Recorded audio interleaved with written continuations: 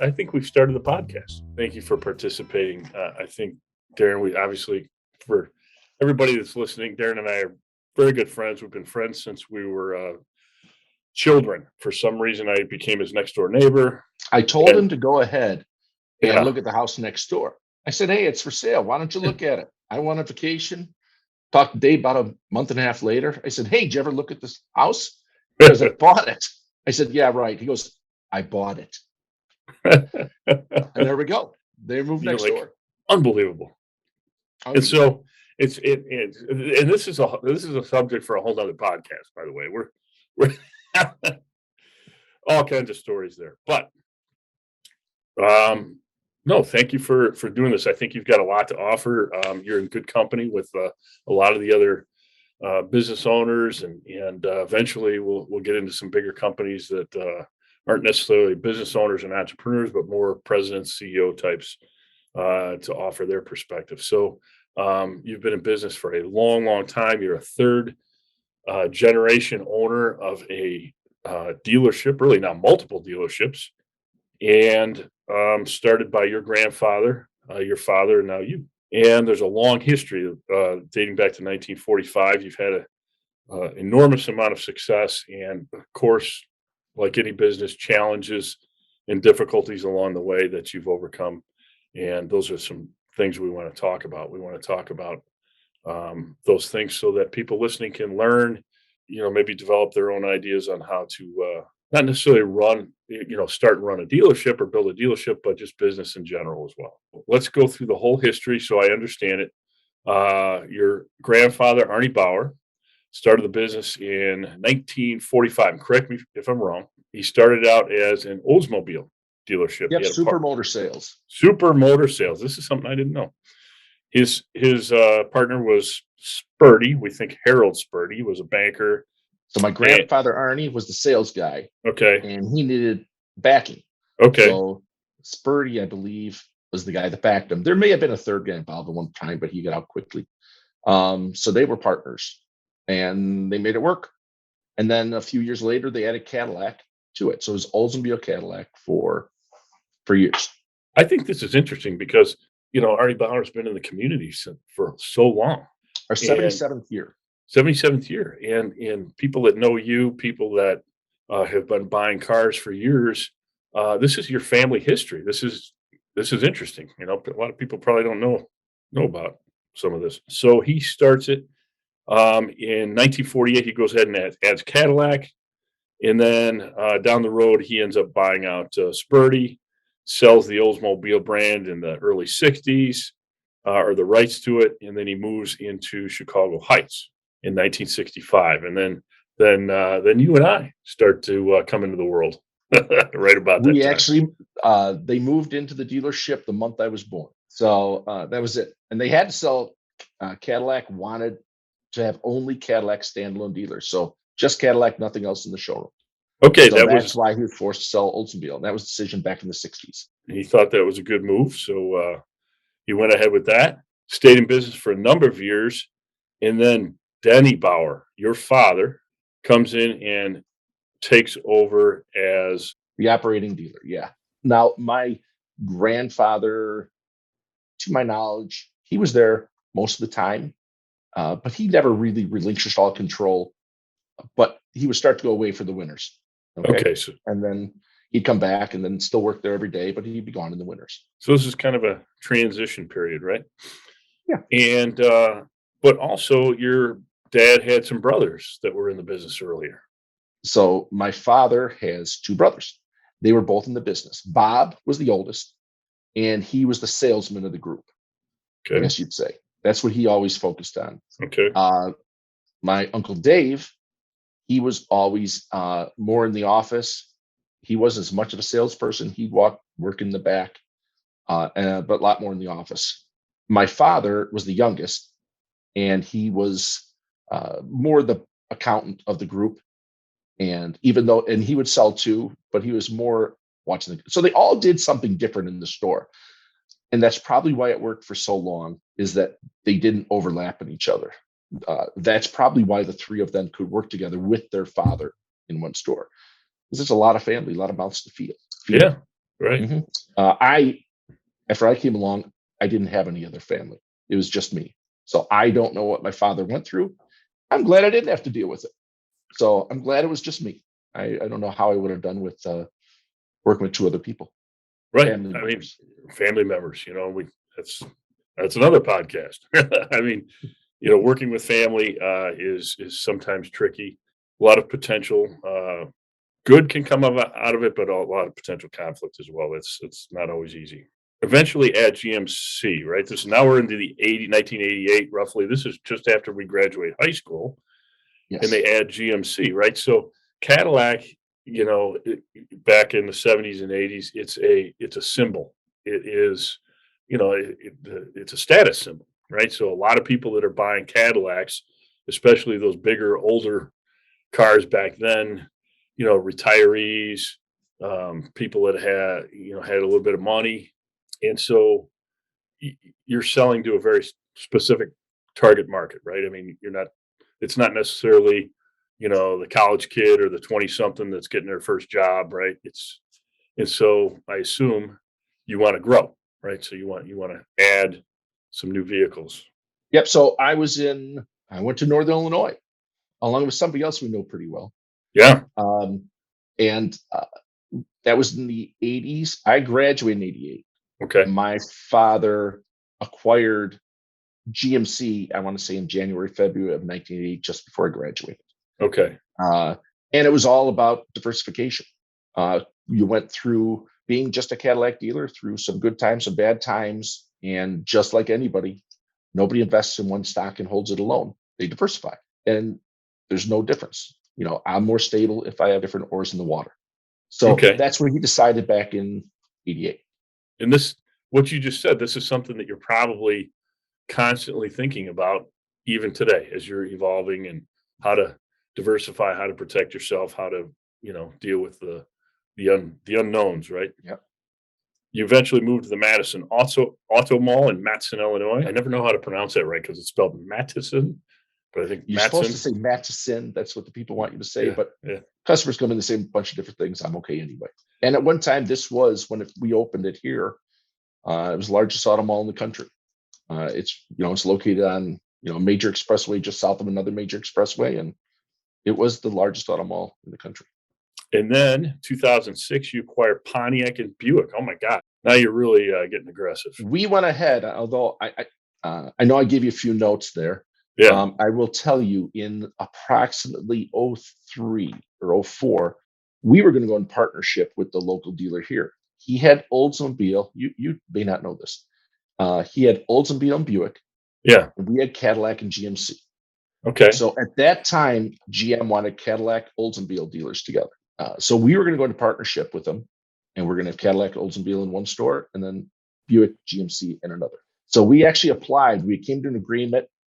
We applied to General Motors. It was just taking quite a while for an approval. I'll never forget it. When I was outside, because we live in Chicagoland, we get snow in the winter. And one of the worst part about my business is when we have to go ahead and scrape the snow off of every car, move every car, and plow the whole lot. And then when you're done, you get the privilege of moving them back to where they were in the first place. So I was outside scraping it. My father came out. He goes, "You're not going to believe this." I said, "What?" He goes, "GM just killed Oldsmobile." I said, "What do you mean?" He goes, "The brand is discontinued." And therefore, we never went in partnership with the people, and that was the first brand to go. So not to say it all duplicates itself, but we wanted to expand. We had an opportunity to get Pontiac and Buick. Pontiac at the time was a very large seller in Chicagoland, very popular. They would flirt with getting close to Chevrolet, which is by far a bigger brand. So we had a store where we had Cadillac, Buick, GMC, and Pontiac. Well, when the economy started to collapse, GM went ahead and then killed Pontiac. So we had the privilege. We bought this franchise for a large sum. We had the privilege of selling it just for a short time. So we never really recouped our investment, Okay. and anywhere near the investment. Didn't see it coming. Did not see them killing Pontiac. We assumed they would kill Buick. One of the reasons is because Buick is an iconic model in China, and they were selling triple the amount in China as they were in the United States. something to that effect. Wow. And how's Buick doing today? Buick has done Buick has done very well. We've done very well Yeah. with Buick. Where it was an old person's car, they're great cars and appeals to a Yeah. bunch of ages, a lot of Right. ages. Yes. I'll say 2000, yeah, 9, 10. That was a big, scary period for a lot of people, the economic collapse. I know for my business that it was a learning experience. What happened in your world during that collapse? So the car business was going along fine in 2008. In September, we had a good month. And in the car business, we look at it by month for the most part. It was a good month. September 30th, it was fine. October 1st, nobody walked in the door looking for a car. And it sounds like it's being exaggeration from one day to the next. It was not. The second day, I think October 2nd, we had one person come in the car. We're like, oh, this is strange. Third day, nobody came in looking for a car. And that was the beginning of the disaster. How long did And it take you to realize that, hey, this is concerning? 3 days in a row where nobody's walking in the door, Yeah. that was a little strange. Okay. And then what proceeded, therefore, right after that was just unbelievable. Where we had that quarter by far was the worst quarter we've ever had. It was the worst. That quarter was worse than almost any year we did well. So it was just unbelievable how bad that was. We still have cars. Okay. So when we get a car in, we finance our cars just like a lot of people do. So I don't own every car in our lot. I finance them. And then when I sell them, I pay them off just like a customer would over 5 years.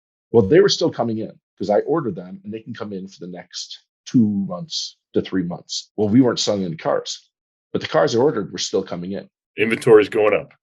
Inventory is going up, and nobody's walking in the door to get rid of inventory. And every dealer's in the same situation. And the costs are just increasing because my interest cost is just skyrocketing, and there's no relief in sight because I can't get rid of the cars. Right. You got to think through this. What are you doing? Are you in a survival mode or? During the first month, later in the month, we adjusted to skinny up a few things. During the next month, when we saw nothing else was happening, and going into December, it was survival mode because we just made a major investment in Pontiac and Buick. We never recouped it. We still have to pay on that. So then Pontiac went away shortly after that. I guess the point is we went ahead and we all got together trying to figure out what to do. Everybody skinned everything up. And when it came time to it, I put every penny I had back in. Family did. And we just tried to survive. We skinned it up as much as we can. Skinny up meaning you're reducing operational costs somehow. Every Head cost. counts. Yeah. Absolutely. If you wanted to stay here, we reduced your pay. Yeah. Not that we wanted to. You don't have to. But at that time, if somebody's in the car business, you couldn't go anywhere and get a job because we all share in the everybody's success, strong. so we're all going to share in the pain a little bit. That's exactly right. We not something we wanted to do, but it was that, or I have to let people go. Right. And nowhere point do I ever want to do that. Right. That's not enjoyable for anybody. Right. Especially them or me. So that was the hardest part. That lasted through 2009. Okay. 2009 didn't get better until later on in the year, but that was the rough part. That's when gas price spiked too. I can't remember if it was 08 or 09. Gas prices went crazy, and people reacted just like that. Right. And at some point, so maybe let's say 2010, because you're saying it lasted through 09, you start to see some signs of recovery, right? And things will improve and then you can normalize. But now you're like, phew, we made it. We survived. Now you start thinking, what did I learn? What did I learn from that whole experience? What am I going to do different? And I don't know too many people. I mean, I do know some that were completely unaffected during that period, but most people I know were affected during that downturn in some way, shape, or form. I know I learned a lot. What did you start thinking about? What am I going to do differently going forward? After the initial shopping of everything we had to do, whether it be advertising, whether the only thing we couldn't stop is one of our large expenses, interest, because of all the vehicles. We still had the vehicles. We couldn't get rid of the vehicles. That was still there. We couldn't do anything about that.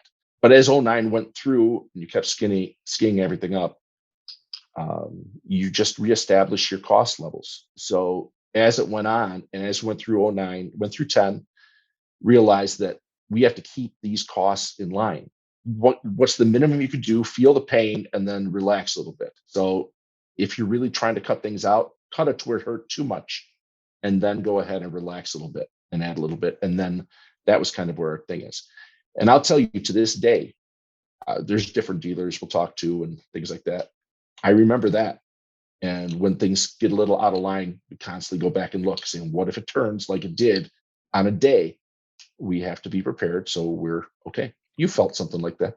Going back to one of your previous comments, diversification, right? And you can only control so much. I think moving forward, we decided that we wanted to fill up a few more baskets, diversify, serve some different industries, but also always managing our position, being a little more fiscally responsible, even in good times, because that'll help you float through the bad times, right? Yeah, for sure.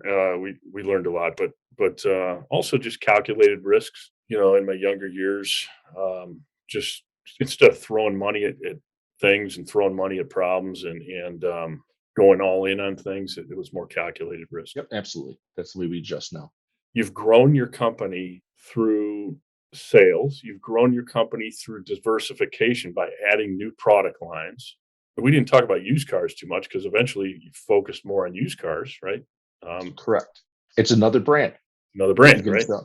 Yes. Early on, when I was very young in the business, we did not focus on used cars. And therefore, that cost us when things get turbulent. You want as many things balancing you out as can be. If you're all in one basket, you're not going to help yourself when there's a problem. You may rise up when it's very good in that basket, but when it's not, you want to balance out. So that's one thing we did. We hired somebody, and he helped us. He helped us open our eyes, and we've continued that trend ever since. You've got all these different brands. You've got high-end expensive vehicles and SUVs. You've got sedans and cars that parents can provide to their kids. You've got used cars maybe that a college kid could have. You've got really everything now, right? And so if there's changes or trends in the market, you've got all different directions you can go, right? This has provided this tremendous growth. And some of the metrics you gave me that are a testament to that growth. You were a $70 million in sales company, grew to 92 million in 19, 81 million in 2021. And even you admitted you had to look up some of these numbers, right? I mean, it's probably, we don't look at sales. Which is interesting, right? So, a lot of companies, manufacturing, for instance, will look at sales growth because they know, they know that's a metric that either the stockholders are going to look at, or they know what their bottom line is. You're focused on something different, right? Number of vehicles sold, and the profits that you get from that, because that's what supports your operation, right? So it's not always that top line, right? Correct. Our sales volume will somewhat trickle down, but depends how effective we are with everything. How effective are you controlling your costs? Right. How effective are you in other parts of the business? Doesn't matter as much the net, the gross sales. It just does matter just what the net is. And we I had sent you some numbers and look them up because I haven't looked at them for a long time. Yeah. But it took us a long time to get to 1,000 vehicles. And what was it in 2019? We hit 2,000. We probably would have still kept going until the COVID hit. Right. So that's a whole different story we might touch upon later. But yeah. So we have to look at how we think we did great, how it affected us in the bottom line. That's what I have to look at. And when we think we're doing well, are we doing well? So the numbers, we have to look and see what we did comparable to everybody else. So if we think we had a good month, we can be happy. We might look out there and say, oh, look at what happened out in the market. We did do a good job. Look at where we are. We know we're usually about here. Hey, look at us. We ranked up here. What if we have a great month and we're usually here and we were down here? We may have thought we had a great month, but comparable to what was out there being sold, we didn't. So we gave ourselves a pat in the back when really we should have gave ourselves a kick in the ass, and vice versa. Right. What it is. I think it's important to see what's going on out there around you in our monthly cycles. This is different in COVID just because the product is so erratic. Okay. So that's a little bit different nowadays. Okay. But otherwise, for every other year, that's what we try and look at. Okay. And are you the numbers guy? Are you looking at all that detail and trying to make course corrections and So I will be quite honest. Accounting was never my strong suit in college. I took the class. I I know saw you the got same some outside textbook help. twice. All right. Same textbook twice, but that's a different story. But so no, my father, who's 80, he's here all the time. He does the same thing all the time. He goes away for the winter a little bit more now, Yeah. but he's the numbers guy in the background. That's what he really enjoys. I surround myself with people that are very good with that. But when it comes down to the sales and where we are and directionally where we need to be, yeah, that's kind of where I kind of let everybody know what we need to do. Okay. Here's what it is. If we do all these, if we hit all these metrics, I don't have to worry about the bottom because I know we're going to be good. We Yeah. hit these metrics, then I know we're going to be good. Hitting numbers, focusing on numbers, very important, but it's not always about numbers, right? Numbers evolve, numbers take care of themselves when you're doing other things right. You know, you're building your brand, doing good by your customers, right? Your customers are your most important asset.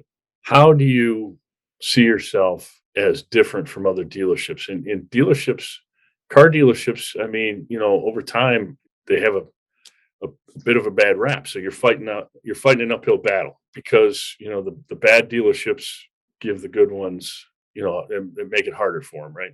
And so customers aren't always easy to come in and trust a dealership or trust a car salesman, right? What makes Arnie Bauer different? What do you do better than other dealerships? There's different dealerships that go ahead and are more associated with what's around them. Some people aren't. Some people run it as a flat out, this is my business. I distance myself from it when I'm over, when I'm not there. I'm not that way. I'm more of a personable person. So my office, although you can't see it right now, but my office has one door in it. It's a glass door and a glass wall. I think if somebody wanted to find me, Dave, is it pretty simple? Yeah, yeah, And I can't, this is what it is. Somebody yeah, walks in the showroom, I see arguably everybody that walks in the showroom. yes. Um, I have no problem being out there, and I enjoy talking to the customers. We try to take care of our people. If I take care of our people, they're going to take care of the public. Okay. So when I'm out there, if we're out for dinner, if we're out socializing, I'll have customers come up to me all the time and talk to them. Now I'm going to tell you because in thinking about different things about what we're going to talk about. Every time out there, people come up to say, "Oh, I love my Enclave. I love my XT5. This, and I didn't know it had this feature." So that's great. 20 some years of just living in the town we live in. I had one time I had somebody come up to me and I was out and he went ahead and just ripped me. He ripped me a new one. Never happened before. We were out at a social event. We both had a few drinks in us. Maybe he had a few more than me. I don't know. Um, but he told me his concerns. First thing I did is I put in my phone so I would remember what is said. Next day, found out what the concerns was and address the concerns. I know we're not going to get perfect, but if somebody come up to me and tell me something, I can deal with them, and they know they're dealing with me, and there's nothing else to do. As long as it's reasonable, and people for the most part are reasonable. We're going to solve that and talk about it so they can feel comfortable the next time. So if it's reasonable, you're going to make it right, It usually is reasonable, right? but there are sometimes we do have unreasonable requests, Sure. and that does happen. Right. You can't. Some people, they're just going to be miserable no matter what, and there's nothing you can do about it, right? So, Exactly right. I know I'm not going to sell everybody. I have people I know. I have never sold them a car, even though we're close, and that's okay. Whatever they want, I will always help them out. I'm going to bring this up, hmm, which you probably don't remember. So I'm going to say we're going to go back to the mid '90s because I don't have much up there. I'm a little, we already said when we graduated. Yeah, you too. You came in looking for a car, the very first car you ever got. Okay, I'm sure it was black. it was black. Yeah. It was clean at the time, but that's a Yeah. different pod. Yeah. Um, uh, and you came up to me, and we're sitting down and everything. You're thinking about what you want to do. I can't even tell you what it was. Could have been an Envoy, Jimmy. I can't remember. And you said to me, "I don't like buying things from friends because something's wrong. I don't want it to end our friendship." I don't Um, expect you to remember that, but I remember it. I remember it. I mean, 25 years later. Yeah, I can see myself saying that. I've said similar things before. If you do business with a friend and somehow something goes wrong, you're going to lose the business and the friend, right? And Mhm. it might be similar with family too. I mean, those are Uh, it's a dangerous. Absolutely. Apparently, it's worked out okay. Um, so maybe the difference is I'm going to try and make sure I do it, make sure it's right. Mhm. I can't do everything. I'm not. Sometimes there are problems that nothing we can do about. I think that's one of the things that sets us different. I do know dealers that are very similar to that. They just want to take care of the people because I don't go on vacation because of one sale. I go because I take care of a lot of people that affords me to take my family on vacation. And that's it. Some dealers don't. And that's why we sometimes get a bit rap, saying, here, I had a problem and I wasn't taken care of. And that story will continue to go. And when it's rolling downhill, it's getting bigger and bigger and more fallacies. But as you said before, other dealers like that can make it hard, but they also make it easier because when they walk in and you treat them right and they come in looking for a fight because that's what they just experienced, you don't give it to them after they understand that this is the way it is. They just relax and they enjoy their experience. So this is reputation. I mean, your reputation is everything. You're It building is. this. It's your personal brand, and people come to trust you because you do what you say, and you treat them right, and you're gonna make every effort to take care of any reasonable problem that comes up. You're talking about values here. It's projected not just as the customer, but the people that work for you because they also take care of your customers. If you had to pick one value that was most important to you as an owner, as a dealership, what would that be? What's the most important thing for you as an employer and as a seller in the community? To put it down to one value, I think people have to be honest here. You need to be honest. If you're coming in with looking to buy a vehicle, be honest. We've had people here that were not honest. Okay, they're not long-term employees. We don't want to keep them long-term. I don't want to have a headache and people calling me back up daily, weekly, saying, hey, he promised me this. I don't have it anymore. And that's not what I want to deal with. You bring your car in for service. If something's wrong, you want them to tell you, here, this is what's wrong. This is the problem. Here's stuff that is also going to go wrong in the future, but you don't need to do it now. But just keep your mind, this might happen. You might say, hey, this is a problem right now, and this is why you need to do this, even though you didn't know. If you're honest with them and you can show them, they're just going to be better for next time. And it just builds and it makes things easier because I had a major life thing in my life happen 12 years ago. And I want things to be easier. I don't want to deal with any issues like that. So if we set ourselves up every day, those issues never arise. When we have that, or we have a problem, I don't want to fix today's problem. I mean, today's problem, if we fix the problems tomorrow, well, that kind of solves today. Let's not put the band-aid on it. Let's figure out why it happened. Let's fix that. And now we never have to deal with this problem again. Same way, you're honest. You don't have to deal with the any issues later. Complaints to managers, complaints to me. That's what has to be. That's the way I like my managers to think about it and solve issues to set themselves up in the future because it's very frustrating. If honesty is the most important thing, and you hire and surround yourself with people that are going to that have similar values, I suspect that these people are going to stick around for a while. You've had a lot of long-term employees working there. What are some of the things that you do to keep good employees? And Uh, is it always about money? Is it I don't think it's always about money. Is that always a percentage of it? I don't think it's number one unless something different happens. I think the way you treat them, purely the way you treat them, clearly explained what you want. And here, these are the goals. This is why it's a goal. This is what we need to get to. Those are when they can think of that simply like that, I think that helps them up tremendously. And they don't have to guess where I'm coming from. Now, that is not my best strong suit. That is something I'm trying to work on, Mhm. every day, just to make them understand where I want things to go and how I think we should get there. But I'm not going to give you the roadmap because I don't know the road as well as you do. But this is where I want to go. How are we going to get there? And so I you're want them not to figure out the roadmap. so you're not the type of managers that's gonna be a hawk and sit over their shoulder all the time and tell them every step, right? You tell them where point B is, and Yeah. for the most part, they can figure out how to navigate there in the best way. That's what I Provided, believe I do. yeah, provided they operate within the values of Arnie Bauer. I don't want to go ahead and tell them what to do, because if I have to tell them what to do, then they're not a manager. So Right. I want them to hear, this is my thought. What do you think? Tell me why I'm right, tell them wrong, and blah, blah, blah. And a lot of times they'll look at me if I have a sales meeting and they'll just say, that's not going to work. And they'll say, why? I said, come on, I think it'll work. And they'll say it won't. Well, then chances are I'm wrong. Okay. And that's okay. Maybe my vision isn't that way.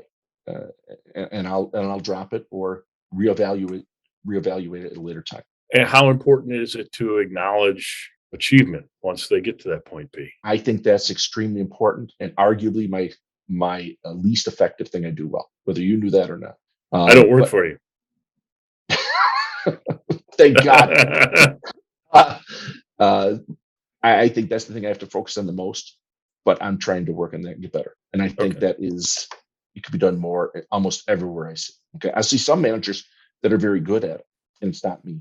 I'm trying to work on that. And I'll even tell them exactly that. If I think about it a little bit, if we're setting goals and achieving those goals and making sure that employees feel valued and they're appreciated for their part in hitting those goals. And I'm not talking about just constant acknowledgement, hey, congratulations, you showed up at work on time today. I mean, we don't need to overdo it, right? But for achievement, for real achievement, And if it's true and honest and sporadic, I think it would be the most effective. If I yeah, come in every first of the month saying, hey, great job, great job. Well, then you know what? First of the month, they're going to come to expect great job. right, right. And it could be anything. When I see something that I like, I try to go out and tell them. And I don't care if it's manager, salesman, mechanic, parts, it doesn't matter where it is. One of our porters does something just that little extra. I try and tell them all the time. That'll be my directive. And we may have already addressed this through some of the conversation, the history, but of Arnie Bauer, but trying to think of, a decision that you made or some direction that you took, and at some point you realized it was going to go wrong, it was a failure, and if you can think of that, would you learn from that? It's more with personnel. When I go ahead and I will tell them something to do, this is what I want, and really drive to that. There is no result. And eventually I go ahead and see something that it wasn't going to work in the first place. And that's okay. I don't mind failing. I always tell my managers, do something. Yeah, I told my kids, do something. And if you fail, it's okay. I mean, learn by your failures. It's okay. Just don't do it the same way. Learn from that. You do it the second, third time, now we get a little problem. But I made different decisions as far as I'll do a lot of the ordering for the cars. I'll guess on certain things, they don't work. I try to learn from everything from that. Personnel, I've had people that I said don't hire. My manager said yes, do it, and it works out great. If you kind of tell them something, and they try to prove you wrong, sometimes that's okay too. Tell me how I'm wrong. Make a good thing happen. right, right. So sometimes, I think what I'm hearing is that, maybe sometimes you got to put your ego aside and say, you know what, maybe somebody's got a better idea. I love when they have a good idea, and I'm like, Yeah. why didn't we think about that? I go to there's groups we go to in our business. It's called the 20 group. Different Okay. dealers get together from around the country, and you all share ideas. And you might come back with an idea that is the simplest thing of all time, but you never thought of it. And it comes back, and it makes a direct change right away. I'm gonna ask you a question now that I've asked in every interview. My listeners are gonna get sick of it. Actually, why does he keep asking it? So I want to talk about. Can I ask you about love? I'm not talking about how much you love me. I'm talking. It's a mess. It's a mess. I'm talking about what you love to do. Right? What gets you up in the morning? What is it you love about your job and every day? I love interacting with my people who are working customers. Okay. And I think if that ever went away, that's when I could become the person or the business owner or dealer that runs remote and has somebody run everything and I'm not involved. Because that happens just like any business. Sure. Right? You could have somebody be the general manager, they run everything, and all you do is you sit back and do nothing. Yeah. That's why I come to work. And to see how we can make it better. What Okay. can we do to make it better? And I always love trying different things. Managers come to my office with an idea. Last thing I want to do is go ahead and shoot them down. You know, Yeah. the only thing I would say is like, we can't do this because of this reason. It could be legal. It's almost never unethical, but that's very common. That's Yeah. the fun part. Talking to the people that you become, I become friends with many of my employees. I think that's the one part where I go to work. What about the future? I mean, is it about getting bigger? Is it about selling more cars? Well, it's always about selling more cars, right? Profitability. You never stop setting goals. What's on your mind right now? What's next? 2 years ago, we acquired a Chevy Buick store in Wilmington, small town, half hour away. And it's a Chevy Buick store. The reason we did it is they do have Chevy, and that's a little more diversification for us. So we have customers that might drive a Cadillac, they might have an Escalade, they might, whatever. Their business might buy trucks. So we can sell them GMCs or whatnot. And their kids need a car. So we'll sell them something less expensive, used car. So we try to do that. With Chevy, it's the same concept with just a little more diversification. There's different things there. So if something happens, we have a little more with. So we got it 2 years ago, 3 weeks before COVID hit. And that's kind of been my project. Somebody goes, why would you do that when you don't have to? And I think it's great. I think enjoy it and watch something grow. I think that will be the fun part of it, to watch it Yeah. grow and go from there. Yeah. And if I can ever go away and, for a few months at a time and sit back and watch it and trust everybody there and everything's rolling away, I think that would be a great goal. I think you might even come and visit. Yes. Uninvited too. Uninvited. Here he is. Those are great goals. It requires leadership. And, what is your definition of a good leader? I mean, because your employees aren't going to follow you, your customers aren't going to keep coming.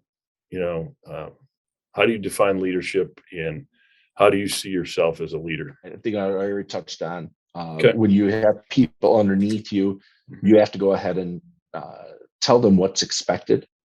I think you need to lay out a clear path, everything clear in their head. If they have to think about what you're thinking, then they have a distraction in their head.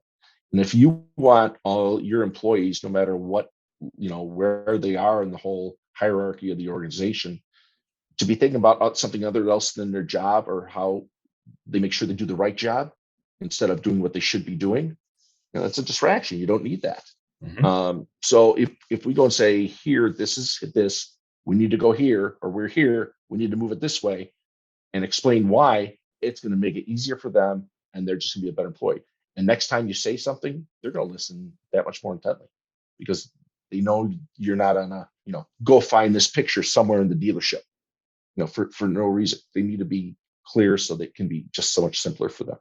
Right. If they do that, they're more comfortable in their job and they can go ahead and be more effective. I was going to ask you about balance, right? So in the early days of my startup business, I was working such long hours, and other areas of my life were suffering as a result. And it took me years to try and find a good balance, right? And I've asked that kind of question in previous interviews, but you're a little bit different and unique as far as my opinion goes.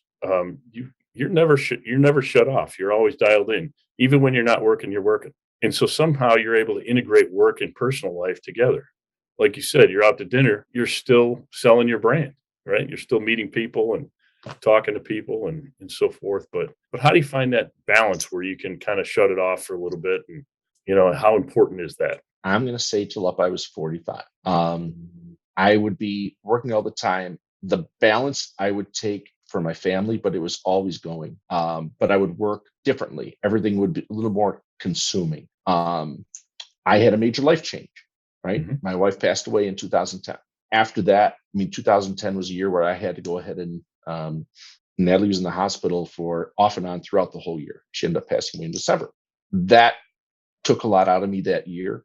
Since then, I dedicated myself, especially more right away at the business because I did take mental time off during that whole year.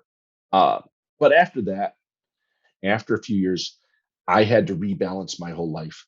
And I realized I'm going to do certain things. I want to do certain things because I know somebody that, was my wife. She didn't have the opportunity to do that anymore. Mm, And I know we would have. Um, so I know that that you need to enjoy every second of it because I enjoy when I'm here at work. If I don't enjoy it, I don't know what the hell I do. You gotta, I have to make an income. So I want to enjoy it. That's why I tell all my people. But when I'm away, I want to go enjoy myself. Doesn't matter what it is. It could be going on vacation. It could be going wherever for dinner. It could be going out for the night or for a weekend somewhere, whatever it is. I think that that did change my focus a little bit. I became a one type of a person and kind of switched over to another. You just as much as anybody else probably know that. mhm. And I think that if you enjoy yourself here at work and away, as I try to every day, I try to have a smile on my face all the time, and it kind of seems normal. Uh, it all blurs together, So when I'm at work or play, sometimes it's the same thing. I've got my phone on. I don't care where I am, as long as I can answer the phone. If a customer has a problem, I'll try and solve the problem the best I can. If somebody Yeah, wants something, I'll try to help them out right there. yeah. We've been together, and I'm sure it's happened. Enjoy every second because not everybody can. That's the point where I kinda usually end the interview, but I forgot to ask you a question that I've also asked in my other interviews. If and I forgot to mention that your first, marriage to, Natalie produced 2, great kids, that I've been, privileged to watch grow up, Brandon and Olivia. If I ask them, what they admire most in their father, and be honest, because I'm gonna ask them. I know you will. You probably I already know. texted them. Could be. What do you think they would say? Was not ready for that question. Not like I was I ready for got you. any of them, I got but you. that was a good one. You've asked other people this question. I You're have. on the first. Oh, Yeah. that's good. I would say that they would say, I always try to help them. I always try to help them all the time, and I'm always. Oh, I know what it is. Yeah, okay. I'm always going. I'm gonna find the text. Okay, so give me a sec. I All right. think that that would be the thing that they would say the most. That I always have something going. If it's not working, if I'm doing something, I'm always doing something. I'm not good at sitting around. Always doing something productive. Always trying to do something productive. My son sent me something. He was at work. He works away from home right now in Ohio, and he was just he didn't know what to do, and he says, and you like both these things. Yeah, yeah. He basically said, "I blame you," and this is a text out of the blue. He goes, "You did two things. You make me go for ice cream all the time because when Yeah. they were kids, I'm a decent sized guy. I like that, so I You took like them your out all ice the cream? time. So still to this day, they go ahead and he goes out all the time for ice cream, which is good because he works out a lot. Um, Second thing is, I always have to do something, and I never really thought about it, but since they go ahead and I guess this is the way I raised them is that you just don't sit, you go do something, whether it's work, whether it's play, whether it's going out for dinner, whatever it is. Maybe we're going away for the weekend. Does That's what everything you you do. do have to have That's a what they would purpose? probably tell. No, it doesn't have to have a purpose. Okay. Do something that you go ahead and enjoy and try this. Right. Go here. Let's go here. Let's try this restaurant. Let's hey, let's go to the ball game today. Why? Just let's go. Why not? So he texted me that out of the blue, and I just started laughing. And I really wish I could find it. He told me that out of the blue, and I'm like, okay, I think both kids would say I'm always doing something. So you've instilled some good things. You've passed on a few good things. So you got to feel Yep. good about that. That's important, and that's what we're trying to do with these podcasts. And I think a lot of people aren't productive or have good ideas, and they just don't take action. And I don't know what it is. I'm the same way. I have to be doing something. I have to be bettering myself all the time. And for a lot of different reasons. There's always good reasons, and we these are the things we teach kids when we're coaching sports. Why do you play? What's your reason? But I think, what is it that stops people? Fear. Fear of failure. You and I both know a lot of people. We see people that we see the full spectrum of people, right? Highly successful and Yeah. But what do you think it is? I mean, Complacency. If you're in a spot where it's good and here I've got to move from here over here, maybe it's not something I want to do right now. Maybe, I'll just, I don't really want to that bad. Or for some people, maybe I don't want to stretch that far outside my boundaries. I think one thing that helped you and me mhm. is when we'd coach kids to watch you do something that maybe I wasn't that good at, but if I can express to the kids and have them fall in love with something and help them out, I mean, that was great. I love doing that, and we got to a point of a certain thing where I'm out. I had to step back because I couldn't help them anymore, and to know when that step is, but I'll tell you what, to do something like that just makes you go the next thing I'm going to go step on a limb for, or I'm going to go step on a limb for somebody. I Yeah, think that helps dramatically. it's You were great. excellent at that. Is there anything we didn't talk about you want to talk about? Here it comes. Here it comes. I, no, it's somebody asked me yesterday about something, and they said, one of the one things you enjoy at work. I enjoy it when people retire, and I never thought about it until about 5 years ago, 5, 6 years ago. When you have somebody here that worked here, had 2, 3 kids, put them through maybe a private high school, um, put them through college, and they retire from everything. You look back and say, it's pretty cool. I provided something for this guy who he could take care of his family. His kids now doing this, is a whatever they're doing now, and he retires where he's happy. I mean, that's pretty cool. So as a Yeah, business owner, that's what I never thought about, but I enjoy. So although I never want good people to retire because they're good, I like it when they do because kind of that's a self-fulfilling. Makes you feel good. yeah, it makes Makes you you feel feel good. good that you help You're this guy provide. live. Yeah, Yeah. you're providing for a lot of So families.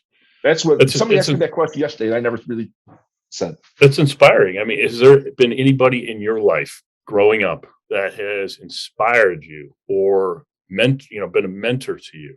Well, you get it, other than me. Other than you, because that was my Yeah, first. That was my first. yeah, I worked with my father ever since 1988, if not before that.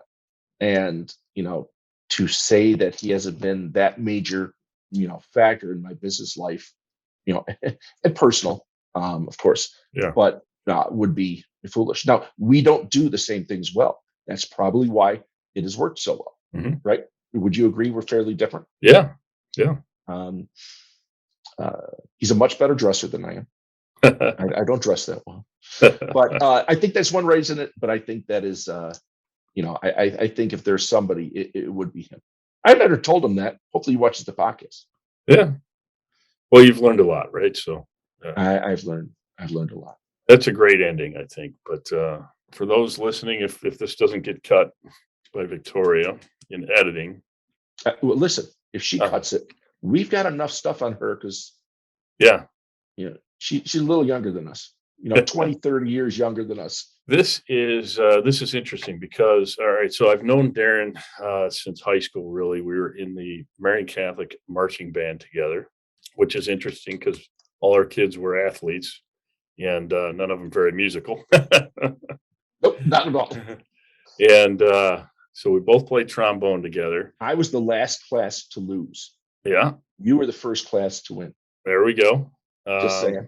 Yeah, thank you for that. You're welcome. You're a winner. Uh, we went off to college. Darrin went to Northern Illinois. I went to Milwaukee School of Engineering. My wife, my future wife, who I dated in high school, probably wouldn't have dated if Darrin hadn't, helped connect us. Right. Just totally made you go ask her to homecoming. Right. And do you know what? And what did she say as soon as you asked her? Well, I didn't actually ask her. I asked her if she was going to the dance with anybody, and she said, "Yeah, I'll go." And then I said, "Well, I'm asking for some other person who will remain nameless, just to be a snot." And she still went. I don't know why.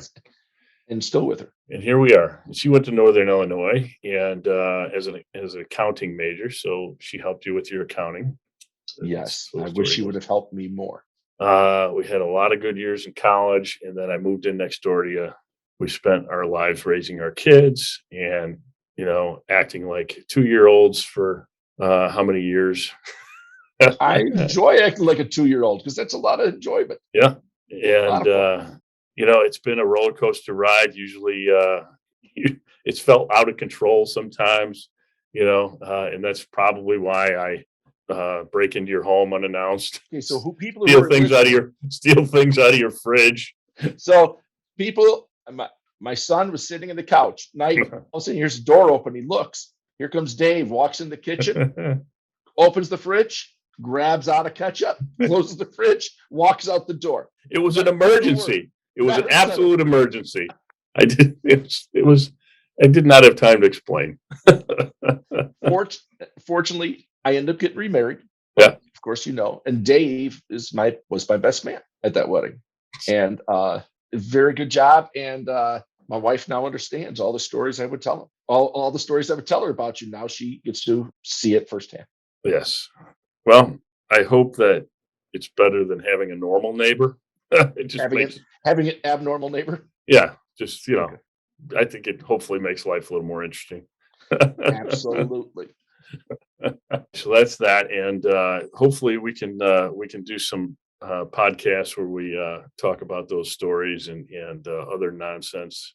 And that'll be a little more entertaining. But this one was about trying to do some good for younger people and talk about business and success and what it takes and the enduring commitment that it takes to all the different things we talked about, from values to leadership to treating people right, facing down challenges, etc. So that's what this was about. Great job. Congratulations. I think there was a lot of great content here. So.